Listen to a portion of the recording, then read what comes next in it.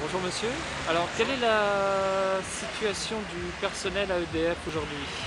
La situation du personnel à EDF et à Gaz de France-Suez s'est fortement dégradée depuis des années. Il y a beaucoup de nos missions de service public qui disparaissent, qui partent à l'externe. Beaucoup d'emplois ont été supprimés. Sur le site d'Amiens, on était jusqu'à 600-650 il y a quelques années. Aujourd'hui, sur le site, on est 250. D'accord. Et donc quelles en sont les conséquences pour les usagers? Donc pour les usagers, qu'on doit maintenant appeler clients pour la direction, les services sont fortement dégradés. Les rendez-vous, ne serait-ce que pour une mise en service, sont faits sous des délais qui sont peu raisonnables, voire 5 jours, alors qu'avant on était à moins de 2 jours. Tout devient payant. Le moindre rendez-vous maintenant devient payant, alors qu'avant on était un vrai service public avec des services gratuits pour les usagers, pour les clients. Maintenant tout est payant et les services qu'on leur rend sont quand même de moins bonne qualité qu'avant. D'accord. Et donc quel est l'objet de la grève quel est donc l'objet de la grève aujourd'hui? L'objet de la grève, c'est tous ces points, arrêter les externalisations, que nos métiers disparaissent, l'embauche également. Aujourd'hui, ils profitent de mise à la retraite pour ne pas remplacer les gens, la situation est intenable.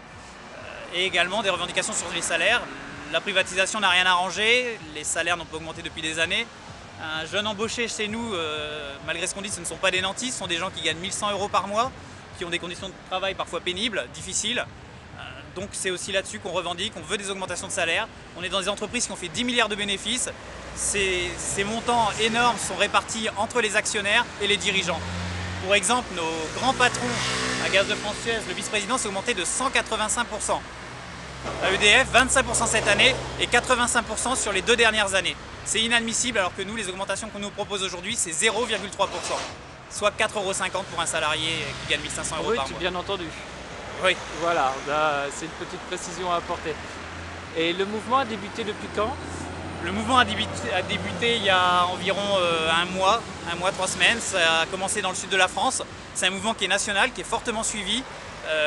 Les médias n'en parlent pas.